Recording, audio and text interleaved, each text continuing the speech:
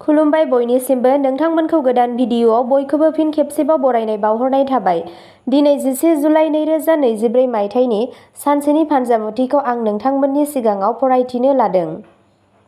गिबियावनो दङ मेष राशि। दिनै गुबुन गाज्रि हुदाफोरनिफ्रायबो उदां जानायनि थि सम।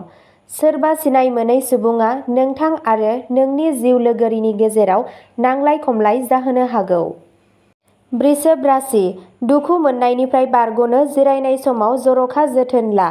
फालांगियारिफोरनि थाखाय मोजां सान, मानोना बिसोरो हरखाबै माखासे सानस्लाबै मुलाम्फा नुनो हागौ। मिथुन राशि। दिनै नोंथाङा बेसेबा सिनाय मोनै फुंखानिफ्राय रां आर्जिनो हायो, जाय नोंथांनि गोबां राङारि जेंनाफोरखौ सुस्रांगोन। मोजां सान। कर्क राशि। दिनै नोंथांनि जिउ लोगोरिजों गोब्राब बाथ्रा दान्थेलायनाय जानो हागौ। सिंह राशि। दिनै बे राशिनि थाखाय साख्रि गैजायै थागिबिफोरा साख्रि मोननो हागोन, जाय बिसोरनि रांखान्थियारि थासारिखौ साबसिन खालामगोन। मोजां सान। कन्या राशि। मोजां सान। नोंथांनि जिउ लोगोरिया दिनै नोंथांखौ बयनिख्रुइबो खुसिसिन खालामनो थाखाय गोबां नाजागोन। तुला राशि। नोंथांनि गावारि बिथिङाव मोनसे गोनांथार जौगानाय जागोन, जाय नोंथांनि आरो नोंथांनि गासै नखरनि थाखाय गोजोननाय लाबोगोन।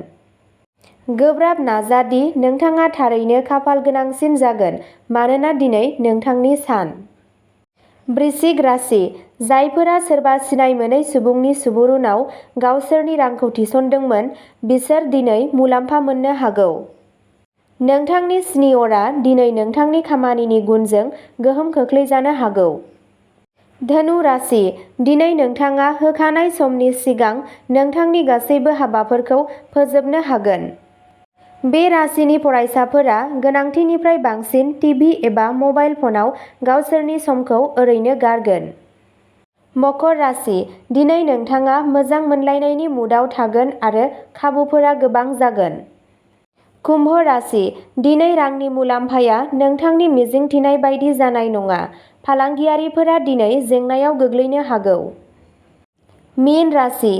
सावस्रिखौ एसे गोसो होनांगौनि गोनांथि दं।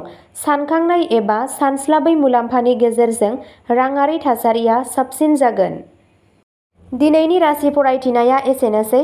नोंथांमोनहा बेबादिनो सानफ्रोमबोनि फानजामुथिखौ मिथिनो थाखाय चेनेलखौ साबस्क्राइब खालामनानै लादो।